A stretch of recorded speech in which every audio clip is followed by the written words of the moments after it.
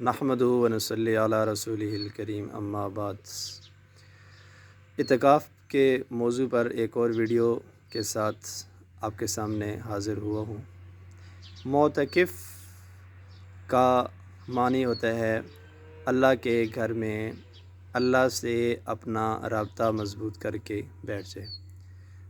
حضرت مولانا اشرف علی تھانوی رحمۃ اللہ علیہ اپنی کتاب تحفہ رمضان میں فرماتے ہیں کہ معتکف کی مثال ایسے ہے جیسے ایک بندہ اللہ کے در پہ جا کر بیٹھ جائے۔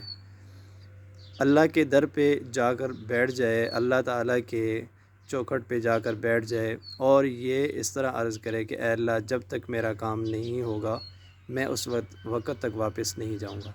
معتکف کی مثال بھی ایسے ہے جیسے کوئی سوال کرنے والا کسی شریف النفس انسان کے دروازے پر آ کر بیٹھ جائے تو وہ یہ کوشش کرتا ہے کہ میں اس کی ضرورت کو پورا کروں۔ اگر خود پوری کر سکے تو وہ خود پوری کرتا ہے، ورنہ کسی سے لین دین کر کے وہ اس کی ضرورت پوری کر کے اس کو جانے کے لیے کہتا ہے اور کوشش کرتا ہے کہ وہ چلا جائے۔ اللہ رب العزت تمام جہانوں کا پالنے والا ہے اور وہ تو ایسی ذات ہے کہ اس سے مانگا جائے تو وہ خوش ہوتا ہے، اگر اس سے نہ مانگا جائے تو اللہ رب العزت کی ذات خفا ہوتے ہیں۔ تو ایک معتکف جب اللہ کے گھر میں جا کر مہمان جا کر بیٹھ جائے گا تو اللہ رب العزت کیسے نہیں نوازیں گے۔ حضرت عطا خراسانی رحمۃ اللہ علیہ فرماتے ہیں کہ معتکف کی مثال ایسے ہے جیسے ایک بکری اپنے ریوڑ کے ساتھ مل جاتی ہے اور جا کر ان کے ساتھ شامل ہو جاتی ہے، یعنی باہر جب وہ جنگل میں ہوتی ہے تو اس کو بھیڑیے کا خطرہ ہوتا ہے۔ اسی طرح انسان جب مسجد کے باہر ہوتا ہے تو اس کو شیطان جو اس کا بھیڑیا ہے اس کا خطرہ ہوتا ہے۔ جب وہ مسجد کے اندر جا کر بیٹھ جاتا ہے تو سارے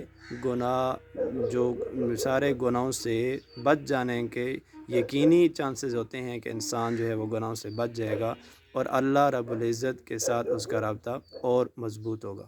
مہمان کی 3 قسمیں ہوتی ہیں۔ ایک وہ مہمان ہوتا ہے کہ انسان کا دل چاہتا ہے کہ یہ ہمارے گھر روز آئے یا اس سے ملاقات ہوتی رہے۔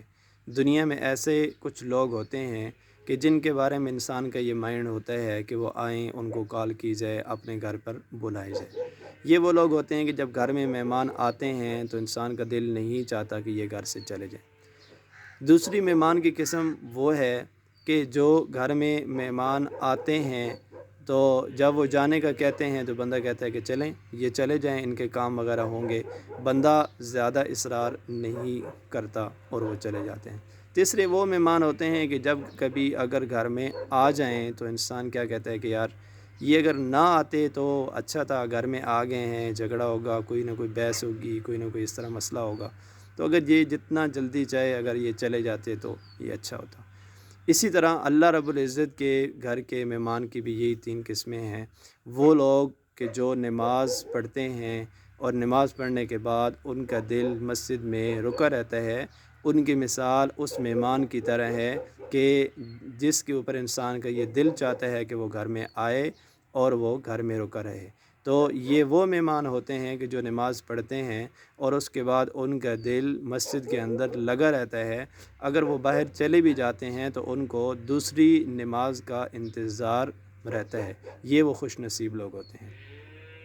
دوسرے وہ مہمان جو آتے ہیں، نماز پڑھتے ہیں اور نماز پڑھ کے چلے گئے، تو ان کی مثال وہ دوسرے مہمانوں والی قسم سے ہوئی کہ گھر میں مہمان آئے، بس تھوڑی دیر اسٹے کیا اور پھر جب جانے کے لیے اجازت چاہیے تو انسان ان کو روکنے پر اصرار نہیں کرتا۔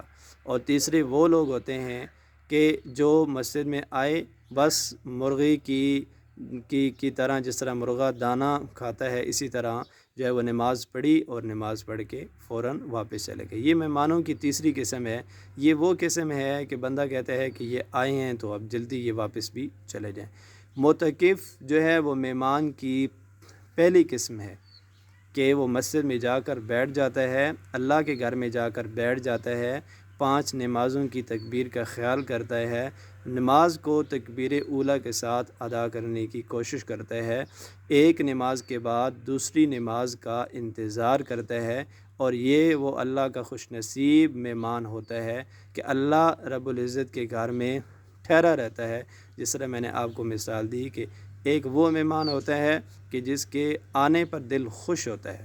تو اللہ تعالی ہمیں ایسا معتکف بنائے کہ ہم اللہ تعالیٰ کے در کے ساتھ اپنی لو لگائے رکھیں، اور دل میں یہی ارادہ ہو کہ اے اللہ جب تک تو راضی نہیں ہوگا ہم واپس نہیں جائیں گے۔